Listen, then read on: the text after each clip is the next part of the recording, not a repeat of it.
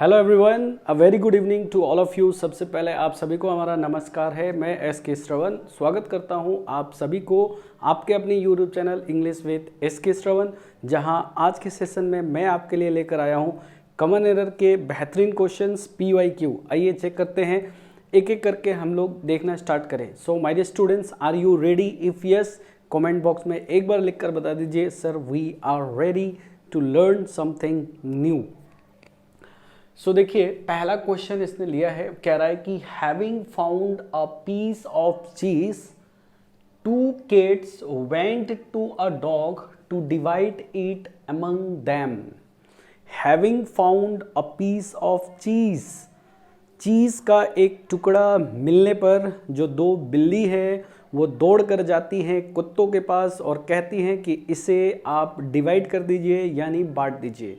So my dear students, यदि आपने preposition को पढ़ रखा है तो दो के लिए हम बिटवीन का प्रयोग करते हैं और दो से अधिक के लिए हम एमंग का प्रयोग करते हैं। सो माय डियर स्टूडेंट्स, उम्मीद है ये क्वेश्चन आपके लिए बहुत आसान होगा। जहाँ पर एमंग लिखा हुआ है वहाँ पर आपको बिटवीन का प्रयोग करना होगा। सो यहाँ पर एमंग की जगह हम क्या यूज़ करेंगे? बिटवीन। क्यों यूज करेंगे? क्योंकि यहाँ पर किसकी बात कर रहा है? कितने की? दो की बात कर रहा है। टू, कितने लोगों के बीच में बांटने की बात कर रहा है? दो लोगों के बीच में बांटने की बात कर रहा है, इसलिए हम बिटवीन का प्रयोग करते हैं। चलिए थोड़ा सा आगे बढ़ते हैं।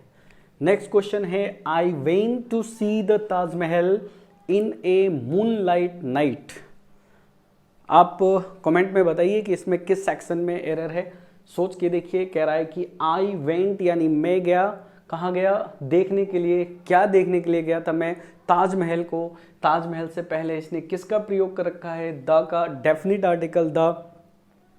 और यहाँ पे लिखा है in a moonlight night. So my dear students, according to me, according to this grammar structure, there is no error in a sentence, so your final answer will be option number D।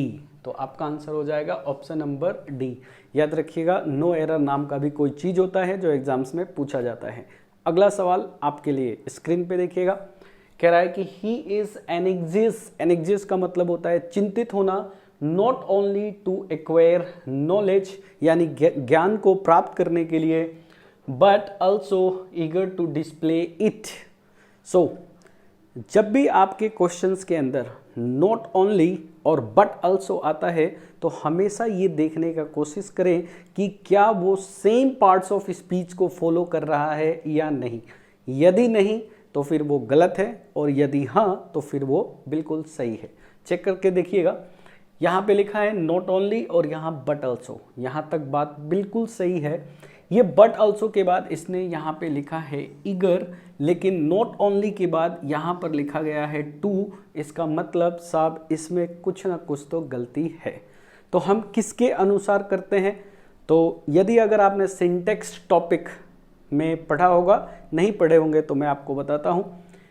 यदि दो subject को हम not only और but also की मदद से जोड़ देते हैं तो जो आगे वर्ब आता है वो हमेशा सेकेंड यानी नियरेस्ट सब्जेक्ट के अनुसार आता है।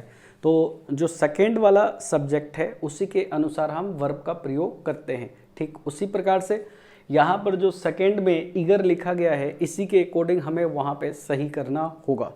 तो इसको हम सही कैसे कर सकते हैं? तो हम इसको लिखेंगे, ये जो नॉट ओनली है इसको उठा के यहाँ रख दीजिए। He is not only anxious, ये not only यहाँ से हट जाएगा, anxious इधर आ जाएगा, तो इसका जो पार्ट ऑफ स्पीच है वो बिल्कुल सही हो जाएगा। जैसे बट ऑल्सो के बाद जो ईगर लिखा गया है ये एडजेक्टिव है, तो नॉट ओनली के बाद भी आपको एडजेक्टिव का ही प्रयोग करना पड़ेगा। ये कंजंक्शन का एक कंसेप्ट है जो आगे यदि मैं कंसेप्शन आपको पढ़ाता हूँ तो मैं आपको जरूर बताऊँगा। So let's move to the next question.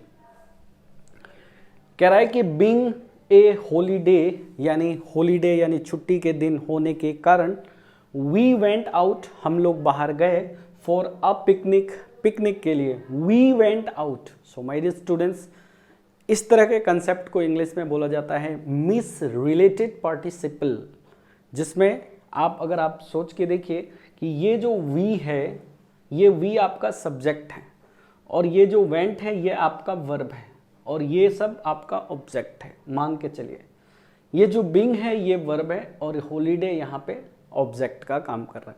तो इस वर्ब का सब्जेक्ट कहाँ है? यदि इसका सब्जेक्ट नहीं है तो बाय डिफॉल्ट ये वी उठकर यहाँ चला आएगा। तो आप खुद सोच कर देखिए, क्या कभी वी हॉलीडे हो सकता है?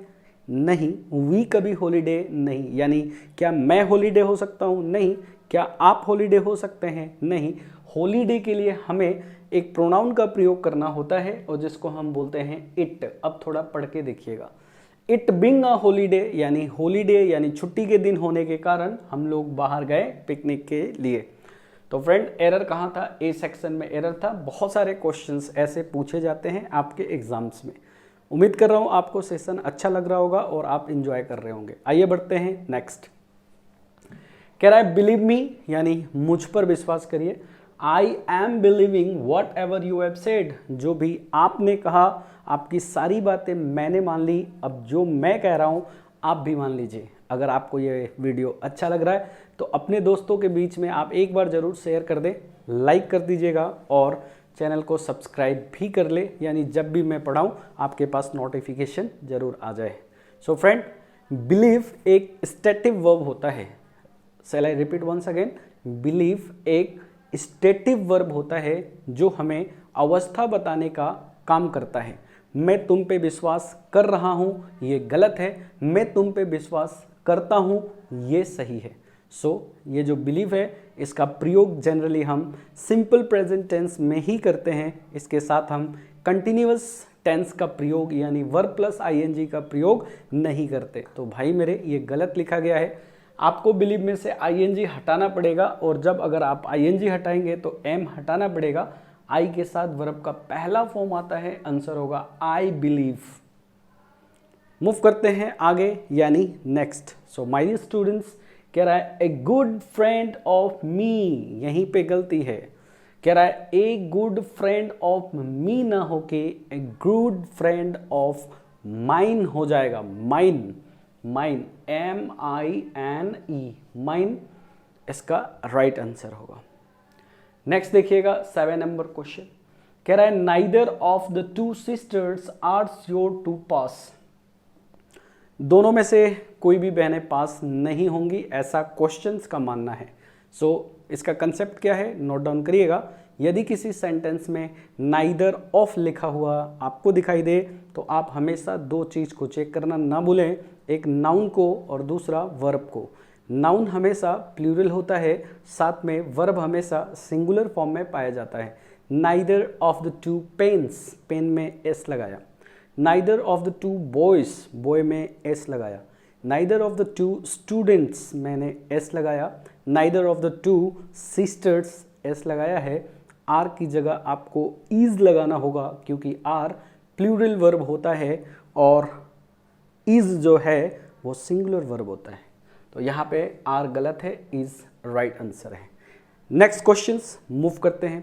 कह रहा है every morning the sun rises in east. बहुत आसान सवाल है, आप क्वेश्चंस को एक बार बढ़िया से देख लीजिए। कह रहा है every morning the sun rises in east. My dear student, east, west, north और साउथ ये जियोग्राफिकल डायरेक्शन है, जिससे पहले ऐसा ग्रामर का मानना है कि हम डेफिनेट आर्टिकल द का प्रयोग करते हैं। My dear students, instead of writing east you have to write the east. तो एरर कहाँ था? यहाँ पर एरर था।